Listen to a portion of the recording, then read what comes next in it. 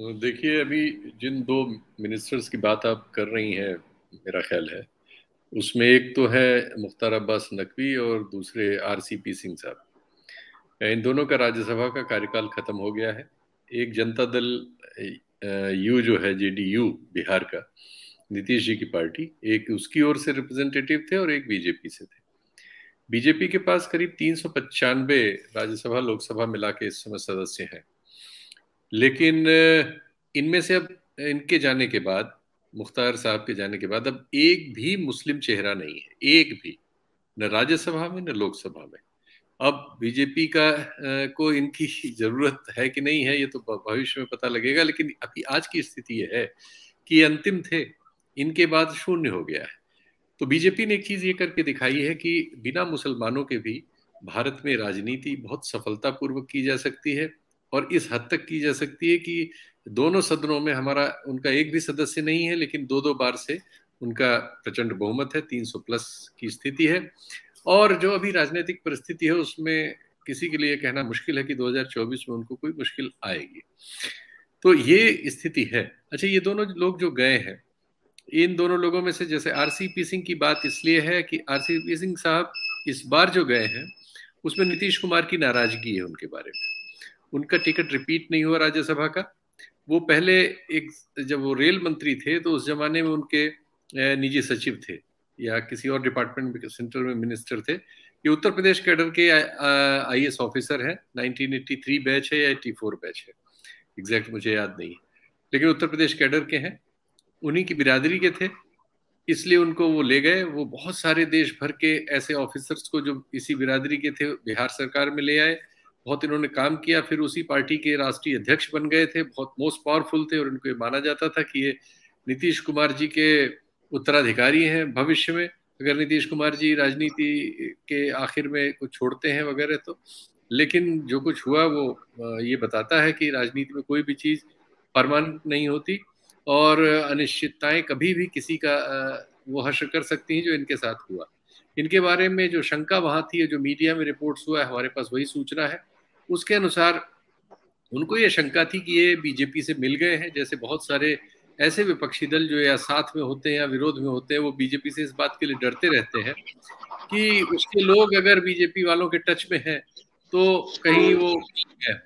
अभी आरसीपी सिंह साहब जब भारतीय जनता पार्टी का हैदराबाद में राष्ट्रीय सम्मेलन हो रहा था, तो उस समय वो वहां गए थे।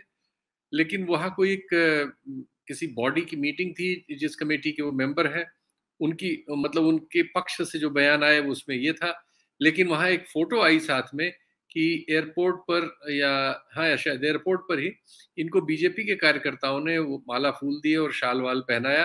तो खबरें ये चल गई थी उस फोटो के साथ कि क्या ये बीजेपी में ज्वाइन करने गए हैं, राष्ट्रीय कार्यकारिणी की जो भारतीय जनता पार्टी की बैठक है उसमें। खैर, ये तो हुआ आरसीपी सिंह साहब का, और उनका जो डिपार्टमेंट है वो सिंधिया साहब को एडिशनल चार्ज के तौर पे दे दिया गया है। और जो हमारे मुख्तार अब्बास नकवी साहब हैं, उनका डिपार्टमेंट स्मृति ईरानी को शायद दे दिया गया है। अब बीजेपी में जो इस समय की सत्ता संचालन की विधि केंद्र में नजर आती है, वो बिल्कुल गुजरात मॉडल है, जिसमें सारी सत्ता, सारी पावर, सारे फैसले, सारे press statement, even press conferences, future के बयान, प्रवक्ता नियुक्ति, हर चीज एक जगह केंद्रित है। और उस एक जगह के संचालन के लिए कुछ उनके पास जरूर हाथ पैर है, जिनमें सबसे ज्यादा और सबसे प्रमुख और शायद सबसे अकेला नाम हमारे गृह मंत्री अमित शाह जी का आता है। इसके अलावा ये फाइल यहाँ पे बंद हो जाती है।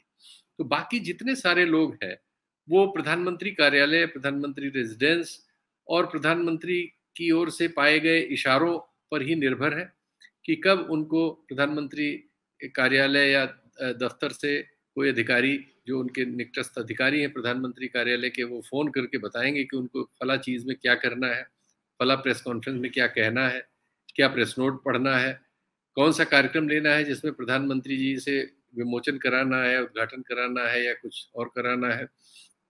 इस तरह से सारा नियंत्रण एक जगह है। ये कुछ लोग इसको मानते हैं कि बड़ा सफल मॉडल है, लेकिन जहां तक लोकतांत्रिक अनुभव बताते हैं कि इस तरह की मामलों से नुकसान बहुत होता है और सूचनाएं इधर से उधर नहीं जा पाती। भारत बहुत बड़ा देश है, वहां तो बहुत ज्यादा विकेंद्रीकरण की जरूरत है। और खुद मोदी जी जब मुख्यमंत्री थे तो इसकी बहुत बात करते थे। हालांकि अपने राज्य में भी वो केंद्रीकरण ही रखते थे, लेकिन केंद्र की सरकार के बारे में वो विकेंद्रीकरण के बारे में बहुत बातचीत करते थे। लेकिन अब जब वो सत्ता में है, इसकी शिकायत कोई ऑफिशियली तो करेगा नहीं, लेकिन अनऑफिशियली ये शिकायत सब जगह है। सोशल मीडिया पे ये पूरी जानकारी कि प्रधानमंत्री कार्यालय के कौन कौन से अफसर किन किन मामलों में डिफरेंट मिनिस्टर्स को किस तरह के निर्देश देते हैं और किस तरह के रिपोर्ट्स मंगवाते हैं, किस तरह से उनको हैंडल करते हैं, और कैसे किसी भी मामले में सार्वजनिक होने से पहले इन सभी को पीएमओ से स्वीकृति मिलना, क्लियरेंस होना जरूरी है। सारा कंट्रोल वही है। और आप हमसे जुड़े रहने के लिए सब्सक्राइब करें YouTube पर, फॉलो करें ट्विटर पर और लाइक करें Facebook पर। और ज्यादा जानकारी के लिए आपको टाइप करना होगा सिर्फ न्यूज़ नशा।